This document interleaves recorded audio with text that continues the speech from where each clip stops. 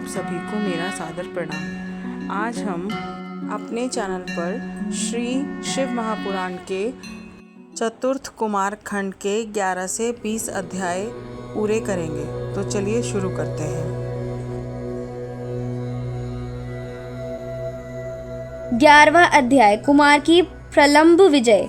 ब्रह्मा जी बोले, हे नारद, इसी समय बाणासुर नामक दैत्य से पीड़ित क्रौंच नामक पर्वत ने कुमार के पास आकर उनकी बड़ी स्तुति की और कहा कि हे प्रभु, मुझे बाणासुर बड़ा कष्ट दे रहा है, आप मेरी रक्षा कीजिए। तब क्रौंच की स्तुति से प्रसन्न हो स्कंद जी ने उसे सांत्वना दी और शिव जी का ध्यान कर वहीं बैठे बैठे बाण के लिए जो एक शक्ति छोड़ी तो वह उसे भस्म कर शीघ्र ही कुमार के पास लौट आई। कुमार ने क्रौंच से कहा कि अब तुम निर्भय हो अपने घर जाओ, वह दैत्य नष्ट हो जाएगा। राजा क्रौंच कुमार का यह वचन सुन सुखी होकर उनकी स्तुति कर अपने घर लौट गया। वहां जाकर उसने शंकर जी के प्रसन्नार्थ उनके 3 लिंगों की स्थापना की, प्रतिज्ञेश्वर, कपालेश्वर और कुमारेश्वर। ये तीनों लिंग सिद्धिदायक हैं। फिर देव गुरु बृहस्पति को आगे कर सब देवताओं ने कैलाश में जाने की इच्छा की तो वहां प्रलंबासुर नामक दैत्य उपद्रव करने लगा। उससे पीड़ित शेष जी का पुत्र कुमुद कुमार की शरण आया। गिरिजा पुत्र की बड़ी स्तुति की। कुमार ने प्रसन्न हो शक्ति चला प्रलंब का संहार कर दिया। वह असुर अपने अनुचरों सहित मारा गया। शेष पुत्र कुमुद शिव पुत्र कुमार की स्तुति कर अपने घर पाताल आया और कुमार का सबसे अद्भुत चरित्र कहा। जो मनुष्य कुमार के इस चरित्र को पढ़ता और सुनता है उसे शिवलोक की प्राप्ति होती है तथा वह यहाँ परम सुख भोग कर अंत में दिव्य मोक्ष को भी प्राप्त करता है। इति श्री शिव महापुराण चतुर्थ कुमार खंड का 11वां अध्याय समाप्त।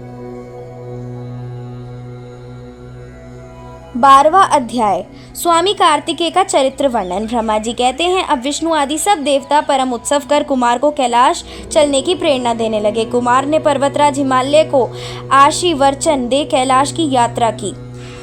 देवता मांगलिक जय शब्द करने लगे। कुमार एक परम दिव्य विमान पर बैठे अपने साथ देवताओं को बिठाकर शिव जी की जय बोलते हुए उनके पास आए। आनंद ध्वनि करते हुए सब देवताओं ने शिव जी के पर्वत पर पहुंचकर उनकी स्तुति की। विष्णु आदि ने शिव जी को प्रणाम कर उनकी और भी बड़ी स्तुति की। कुमार भी बड़ी नम्रता से विमान से उतरकर सिंहासन पर बैठे शिव पार्वती को प्रणाम किए। शिव जी ने आनंद में आकर पुत्र का मुख चुंबन किया।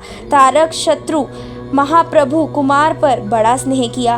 पार्वती जी ने भी कुमार को उठाकर गोद में बिठा लिया और सिर पर हाथ रखकर चुंबन किया। शिव पार्वती का उन पर बड़ा प्रेम हुआ। शिव मंदिर में बड़ा उत्सव मनाया गया। नमस्कार और जय का बहुत शब्द हुआ।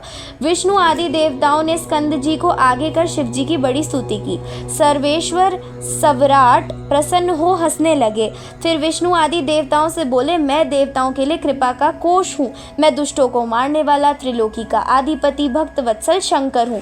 मैं सबका कर्ता भरता हरता और विकार रहित हूँ। तुम सब जब दुख पड़े मुझ में स्मरण करोगे, मैं तुम्हें सुखी करूँगा।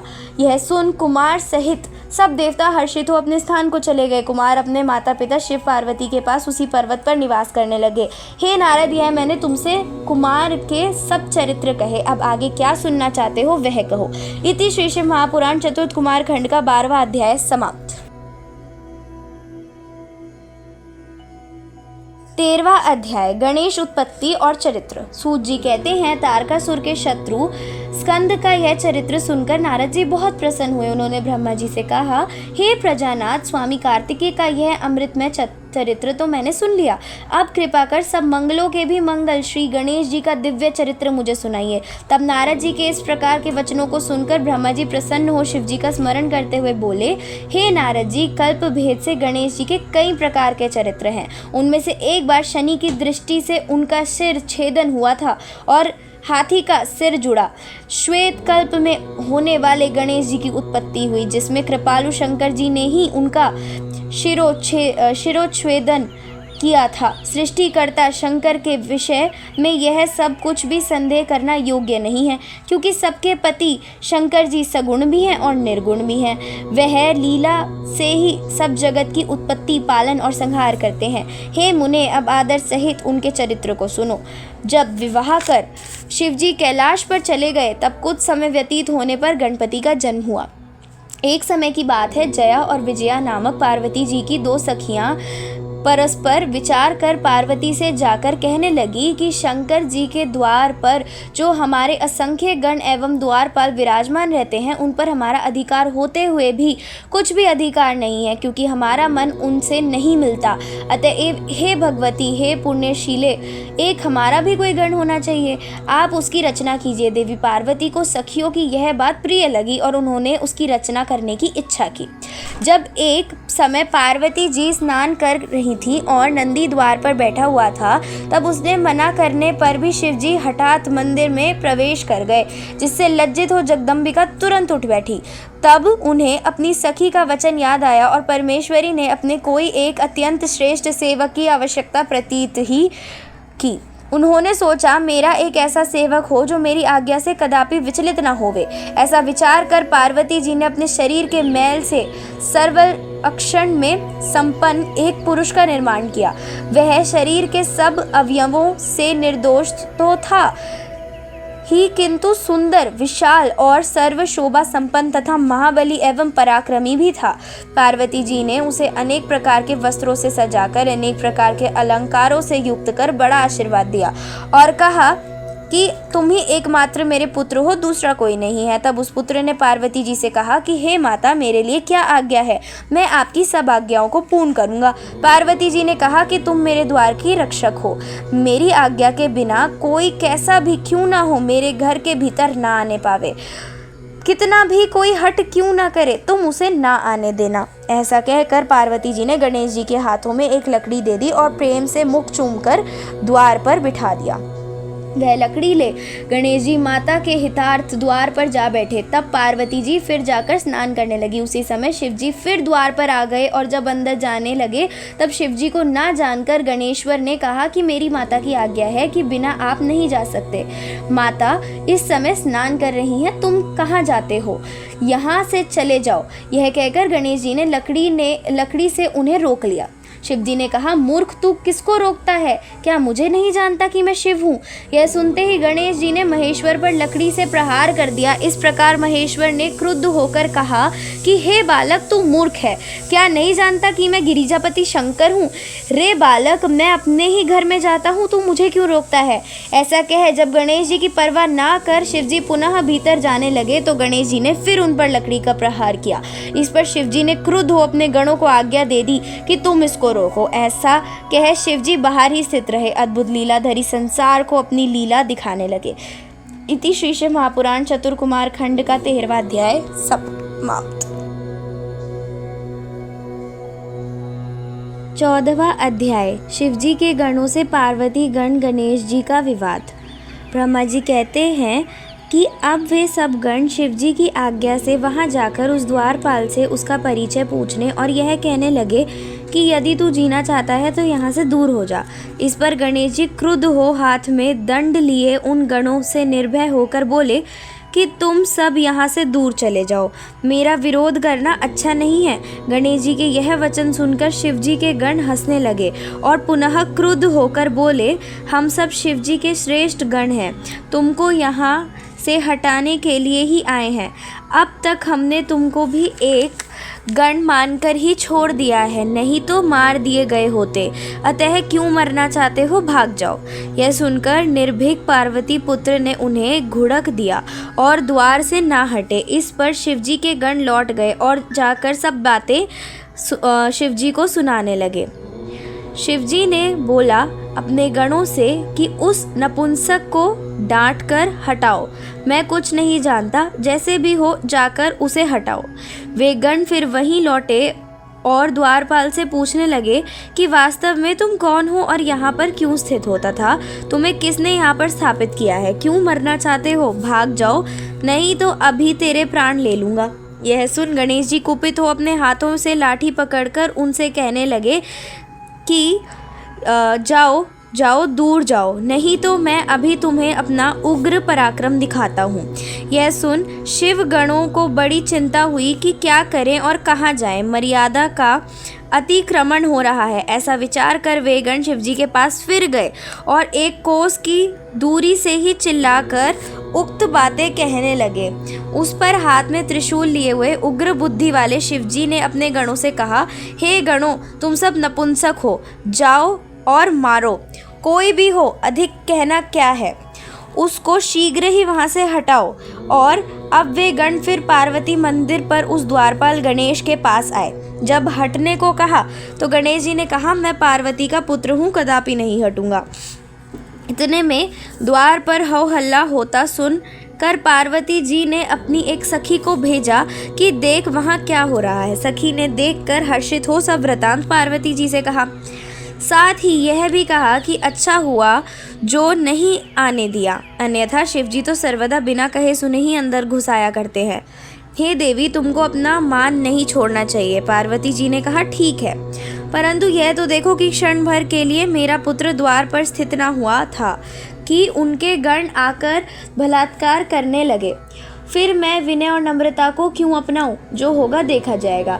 यह विचार कर पार्वती जी ने फिर एक सखी को द्वार पर भेजा। उसने आकर गणेश जी से कहा कि हे भद्रे, तुमने ठीक किया जो उन्हें बल से घुसने नहीं दिया। तुमको ये सब गण जीत नहीं सकते, इसमें शत्रुता की भी कोई बात नहीं है। तब सखी द्वारा माता का संदेश पाकर गणेश जी बड़े प्रसन्न हुए और उन्हें बड़ा बल प्राप्त हुआ। अब वे अपनी कच्छ, पगड़ी और जांघिया को कस बांधकर निर्भय हूँ उन गणों से बोले, मैं तो पार्वती का पुत्र हूँ और तुम सब शिव के गण हो। क्षमता प्राप्त दोनों अपना कर्तव्य पालन करें। क्या एक तुम ही द्वारपाल हो, मैं नहीं? यदि तुम सब यहाँ स्थित हो तो मैं भी यहीं पर स्थित रहूँगा। इस समय मैं पार्वती जी की आज्ञा से स्थित हो उनकी आज्ञा का पालन करूँगा। तुम भी शिव की आज्ञा का पालन करो। यह सुनकर शिव जी के गण हठपूर्वक फिर मंदिर में नहीं गए और शिव जी के पास लौटकर सब वृतांत निवेदन किए। यह सुनकर शिव जी लौकिकी गति का आश्रय ले अपने गणों से बोले, अच्छा तो अब युद्ध ना करो, क्योंकि तुम सब हमारे गण हो। वह पार्वती का गण है, परंतु विनय करने से भी लोक में हमारी अप्रतिष्ठा होगी और सब यही कहेंगे कि शिवजी स्त्री के वश में है। इस कारण अब नीति युक्त कार्य करो। वह अकेला गण तुम सबके आगे क्या पराक्रम दिखाएगा? फिर पति के आगे स्त्री क्या हट करती है? यदि पार्वती हट करेगी तो अवश्य ही हट का फल पावेगी। निदान मेरी आज्ञा से तुम लोग युद्ध ही करो, जो होगा देखा जाएगा। ऐसा कहकर लौकिकी लीला करने वाले शिवजी चुप हो गए। इति श्री शिव महापुराण चतुर्थ कुमार खंड का 14वां अध्याय समाप्त। 15वां अध्याय शिव गणों से गणेश का युद्ध वर्णन। ब्रह्मा जी बोले, अब विभु की आज्ञा पा वे सब गण निर्भय हो सज कर शिवजी के मंदिर पर आए। इधर गणेश जी भी सजे हुए तैयार थे। शिव गणों को देखकर गणेश जी ने उनसे कहा कि मैं अकेला माता की आज्ञा का पालन करूंगा। आज तुम सब मुझ अकेले पार्वती पुत्र का बल देखो। शिवजी के गणों का बल आज तक देखा जाएगा। मैंने तो पहले कभी युद्ध भी नहीं किया है, परंतु तुम सब युद्ध दुर्मद हो। अब तो हमारी और तुम्हारी लज्जा की रक्षा शिव पार्वती ही करेंगे। ऐसा विचार कर अपने स्वामी की आज्ञा पालने के लिए मुझे अकेले से ही तुम्हें युद्ध करना होगा। मैं भी अपनी माता के लिए अकेले ही तुम सबसे युद्ध करूंगा। अब यह युद्ध कैसा होगा यह कोई नहीं जानता और त्रिलोकी में कोई नहीं है जो इस युद्ध को रोक सके। जब इस प्रकार दंडपाणी गणेश ने उन गणों को फटकारा तो वे अनेकों प्रकार के युद्ध ले उन पर टूट पड़े। अकेले ही गणेश जी शिवजी के असंख्य गणों से युद्ध करने लगे, परंतु शिवजी का कोई भी गण उन्हें युद्ध में परास्त न कर सका और उन्होंने अकेले ही उन सब गणों को मारकर भगा दिया। सैकड़ों और सहस्त्रों की संख्या में वे गण पलायन करने लगे। गणेश जी लौटकर फिर द्वार पर जा खड़े हुए। नारद जी की प्रेरणा से विष्णु आदि सभी देवता शिवजी के पास गए। स्तुति कर युद्ध का वृतांत पूछा। शिवजी ने कहा, मेरे मंदिर के द्वार पर एक बड़ा बलवान बालक हाथ में लकड़ी लिए उपस्थित है। जो घर में जाता है वह उसे जाने नहीं देता है। यदि ब्रह्मा चाहे तो वहां जाकर इस कलेश को दूर करे।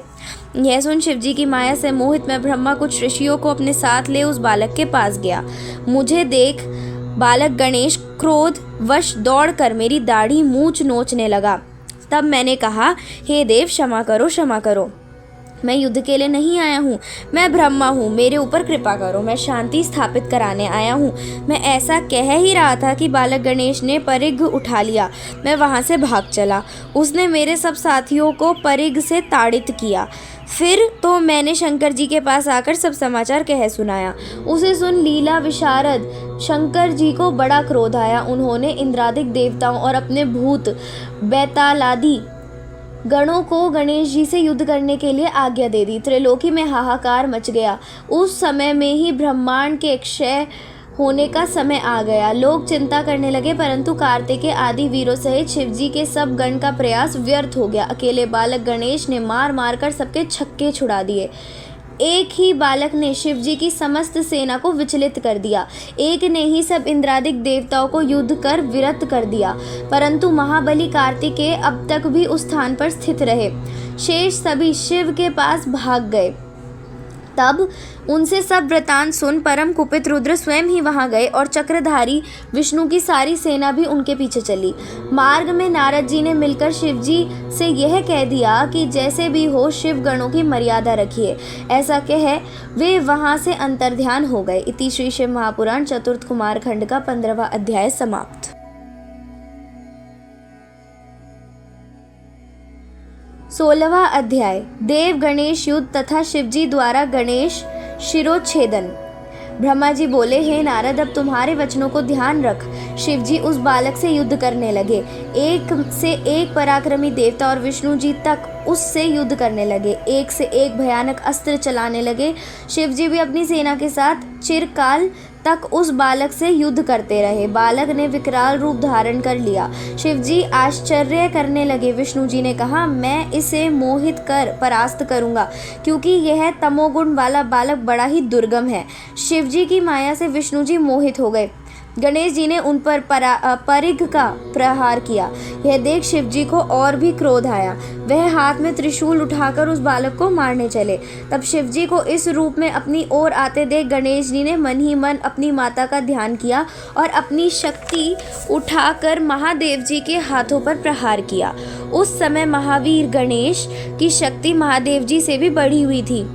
उस शक्ति के लगने से परमात्मा शिव के हाथों से उनका धनुष गिर पड़ा।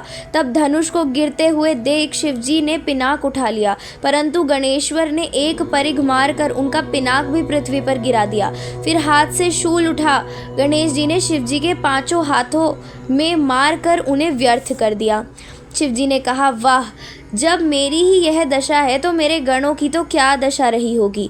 फिर तो इसी समय शक्ति के दिए बल से युक्त वीर गणेश जी ने परिघ उठाकर शिवजी के सब गणों और सब देवताओं को भी ताड़ित कर दिया। परिघ से व्याकुल हुए वे देवता और गण दूर भाग गए। विष्णु जी उस महाबली रणप्रिय गण को देखकर कहने लगे कि इसको धन्य है।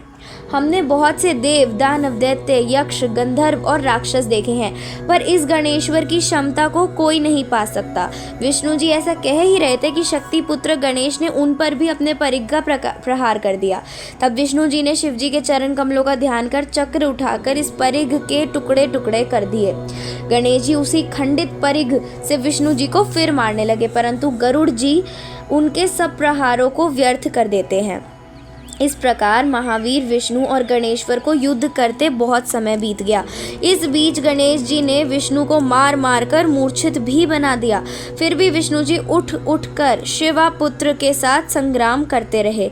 यह देख शिवजी को बड़ा क्रोध आया और उन्होंने त्रिशूल उठाकर शीघ्र ही उस बालक का सिर काट दिया। देवताओं और गणों की सेना निश्चिंत हो गई।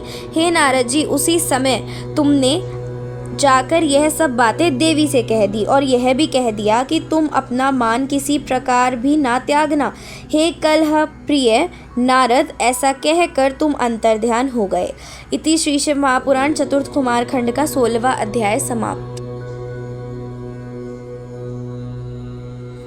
17वां अध्याय गणेश जीवन। नारद जी बोले, हे ब्राह्मण, तब उस वृतांत को सुनकर महादेवी ने क्या किया, कृपा कर मुझे वह समस्त कथा सुनाइए।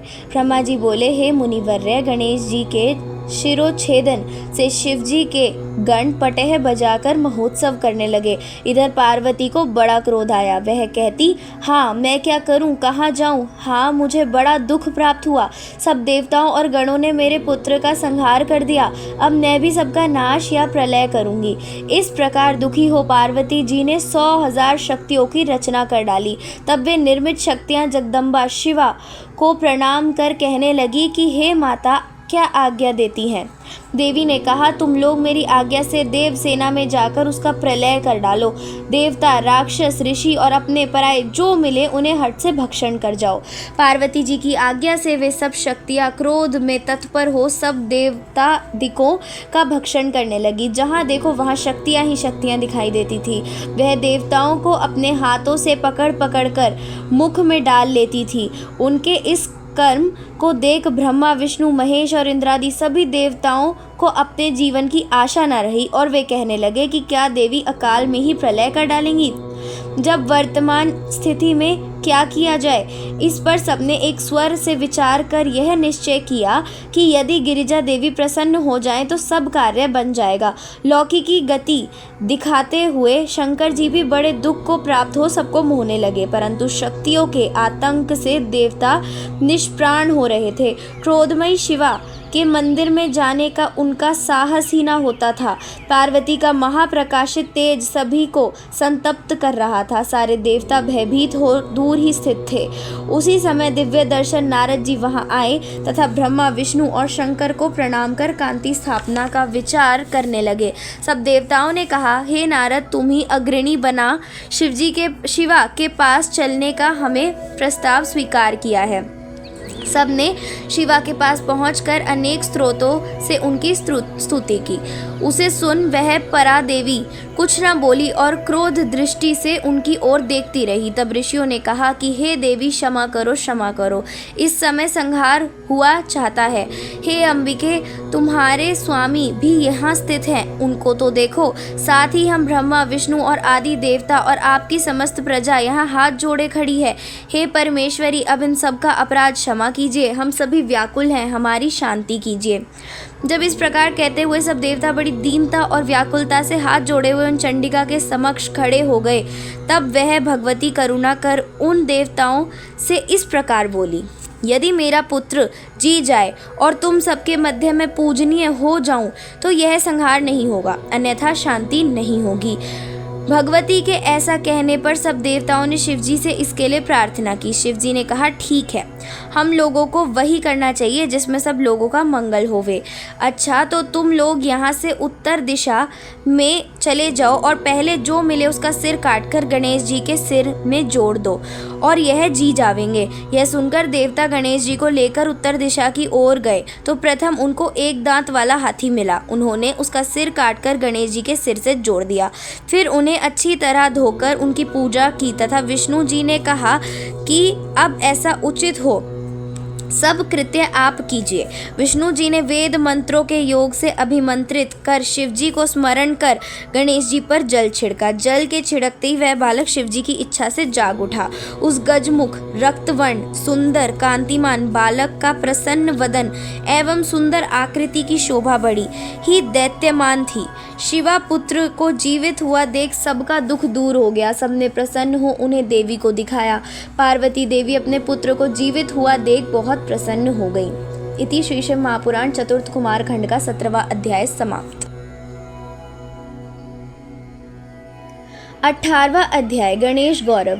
नारद जी बोले, हे प्रजेश्वर, गिरिजा पुत्र के जीवित होने पर क्या हुआ, कृपा कर वह कथा सुनाइए। ब्रह्मा जी कहने लगे, हे मुनीश्वर, जब देवी ने देखा कि मेरा पुत्र जीवित हो गया तो वह बहुत प्रसन्न हुई और दोनों भुजाओं से पकड़कर उसका आलिंगन करने लगी। अनेकों प्रकार के भूषण और वस्त्र पहनाए। सबने उनकी पूजा की और देवी ने अपने बालक का मुख चूमकर बहुत वर दिया तथा यह कहा कि हे पुत्र, तुम्हारे मस्तक पर जो यह सुंदरी रंग है, इस कारण मनुष्य पुष्प, चंदन आदि सहित तुम्हारा सिंदूर से पूजा करेंगे। तुमको सब सिद्धियां प्राप्त होंगी और तुम्हारी पूजा से निसंदेह सारे विघ्न दूर हो जाएंगे। पुनः सब देवता शिव जी की पूजा कर भक्ति पूर्वक पार्वती जी के समीप गए और महेशानी के उस पुत्र को तीनों लोकों के सुखार्थ शिव जी की गोद में बिठाया। शिवजी ने अपने कर कमलों को उसके सिर पर फेंक कर कहा, यह मेरा दूसरा पुत्र है। गणेश जी ने उठकर शिवजी को प्रणाम किया तथा सब देवताओं को प्रणाम करते हुए उनसे अपने अपराध की क्षमा मांगी। त्रिदेवों ने वर दिया, सबका पूज्य और गणनाथ कहा। तब से गणेश जी विघ्नहर्ता और सर्वनाम फलदायक हुए। साथ ही त्रिदेवों ने यह भी कहा कि पहले मनुष्य इनकी पूजा करेंगे, फिर हमारी। तदंतर पहले शिवजी ने सभी मांगलिक वस्तुएं मंगाकर गणेश जी की पूजा की, फिर विष्णु ने, फिर मुझ ब्रह्मा ने, फिर पार्वती ने तथा इसके पीछे अन्य सभी देवताओं ने बड़े आदर से उनकी पूजा की। फिर सब देवताओं ने एक स्वर में गणेश जी को सर्वाध्यक्ष कह अनेकों वर दिए। हे मुनीश्वर, उस समय पार्वती जी को जो प्रसन्नता हुई थी वह मेरे चारों मुखों से भी नहीं कही जा सकती। देवताओं की द्वंद्व भूमि बजने लगी, अप्सराएं नृत्य करने लगी तथा आकाश से फूलों की वर्षा हुई। गणेश जी के प्रतिष्ठित होते ही जगत में स्वस्थता प्राप्त हो गई और बड़ा महोत्सव हुआ। सबका दुख दूर हो गया। विशेषकर शिव को बड़ी प्रसन्नता हुई। सब देवता अपने स्थान को गए। पार्वती कोपहीन हो गई और शिवजी पूर्ववत उनके समीप जा बैठे। हम और विष्णु जी शंकर से आज्ञा ले शिव की भक्ति का सेवन करते हुए अपने लोक को गए। तुम भी अपने लोक को गए। जो इस मंगलदायक आख्यान को नियम से सुनेंगे वे सब मंगलों से पूर्ण होंगे। गणेश जी के प्रसाद से उन्हें सभी मनोरथों की प्राप्ति होगी। इति श्री शिव महापुराण चतुर्थ कुमार खंड का 18वां अध्याय समाप्त। 19वां अध्याय गणेश विवाह का उपकर्म। नारद जी बोले, हे तात, यह हमने परम दिव्य गणेश जी का जन्म चरित्र सुना जो बड़ा ही श्रेष्ठ और परम पराक्रम युक्त है। हे सुरेश्वर, इसके पश्चात फिर क्या हुआ? शिवा के इस पराक्रम पूर्ण यश की वह सब कथा मुझे सुनाइए जो कि परम आनंददायक है। ब्रह्मा जी बोले, हे मुनि श्रेष्ठ, यह आपने अच्छा प्रश्न किया है। हे ऋषि सतम, कान देकर सुनो, मैं कहता हूँ। अब गणेश जी माता पिता के लालन करने से दिनों दिन बढ़ने और बड़ी प्रीति से सर्वदा खेल कूद करने लगे। कुमार भी साथ ही थे। दोनों पुत्र भक्तिपूर्वक माता पिता की सेवा करते हुए परस्पर प्रेम वृद्धि को प्राप्त किए।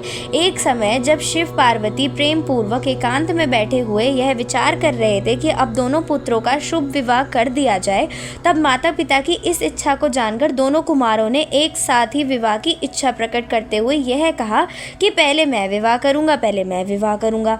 ऐसा कहकर दोनों परस्पर विवाद करने लगे।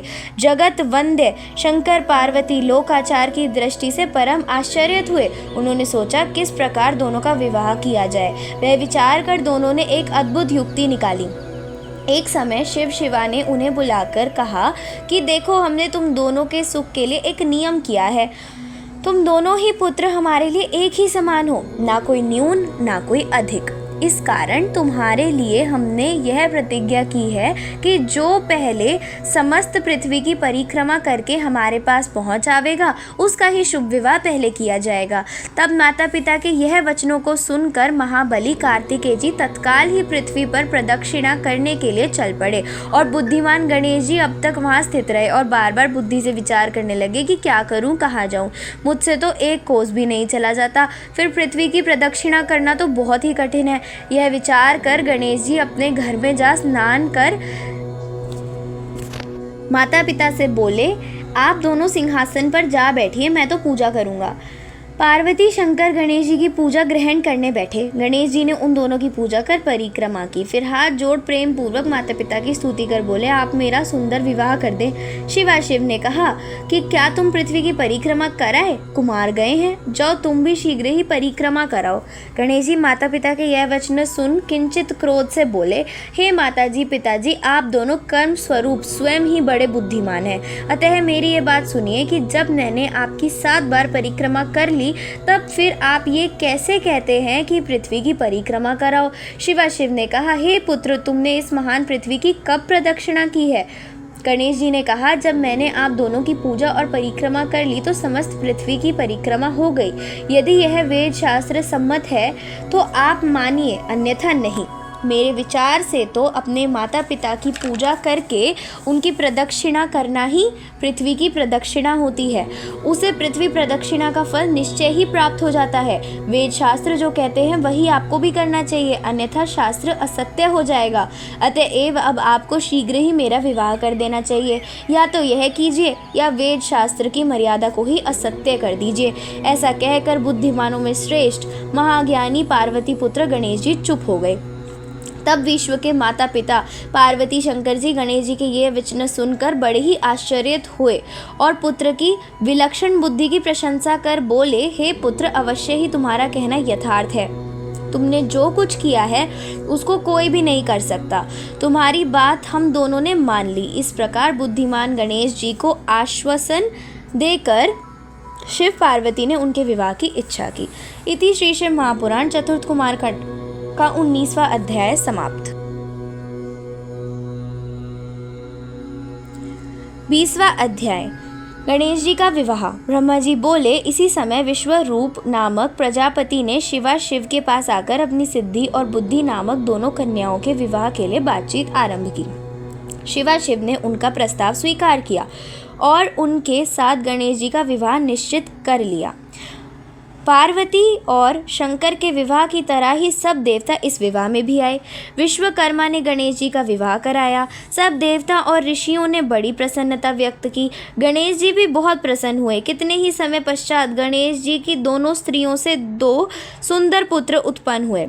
सिद्धि से क्षेम और बुद्धि से लाभ नामक 2 पुत्र उत्पन्न हुए। इस प्रकार जब तक गणेश जी ने अचिंतनीय सुख भोग किया तब तक पृथ्वी प्रदक्षिणा कर कार्तिकेय जी भी आ गए। परंतु जब वे घर पहुँचे तब उसके पहले ही उनकी तुम नारद से भेंट हो गई। तुमने उनसे यह कह दिया कि अब घर क्या करने जाते हो, तुम्हारे माता पिता ने जैसा किया है वैसा कोई भी इस लोक में नहीं कर सकता। तुमको तो पृथ्वी प्रदक्षिणा के लिए भेज दिया और इधर शिव जी ने गणेश जी का परम शोभन विवाह करा दिया। प्रजापति विश्वरूप की 2 सुंदर कन्याएं उनकी 2 स्त्री हैं, उनके 2 पुत्र भी हो चुके हैं। इस प्रकार उन्होंने तुमको छला दिया। मेरी समझ से तुम्हारे माता पिता ने तुम्हारे साथ अच्छा नहीं किया। सत्य ही है, यदि माता विष दे या पिता बेच दे अथवा यदि राजा सर्वस्व हरण कर ले तो फिर किससे कहा जा सकता है। बुद्धिमान को उचित है कि ऐसों के मुंह ना देखे। हे नारद, तुमसे ऐसी बात सुनते ही कुमार के क्रोध की सीमा न रही। किसी प्रकार घर तक तो पहुँचे, किंतु माता पिता को प्रणाम कर तत्क्षण उनके मना करने पर भी क्रौंच पर्वत पर तप करने चले गए। शिव पार्वती ने बहुत पूछा तो कह दिया कि आप दोनों ने मेरे साथ कपट का व्यवहार किया है। कुमार के विरह में पार्वती जी को बहुत दुख हुआ। वे दीनता पूर्वक शंकर जी से कह सुनकर उन्हें साथ ले क्रौंच पर्वत पर गई। तब पार्वती और शंकर जी को वहां देख कुमार विरक्त हो वहां से अनंत्र चले गए। शंकर पार्वती ने वहां जाकर कुमार से भेंट की। तब से उन दोनों स्थानों में कार्तिकेय कुमार सहित शंकर पार्वती का बड़ा महात्म्य अब तक माननीय है। जो इस कथा को पढ़ाता और सुनता सुनाता है उसकी सब कामनाएं पूर्ण होती हैं। इति श्री शिव महापुराण की द्वितीय रुद्र संहिता में चतुर्थ कुमार खंड का श्री पंडित राम लग्न पांडे विशारद द्वारा भाषानुवाद संपूर्ण। शुभमस्तु। कुमार खंड समाप्त।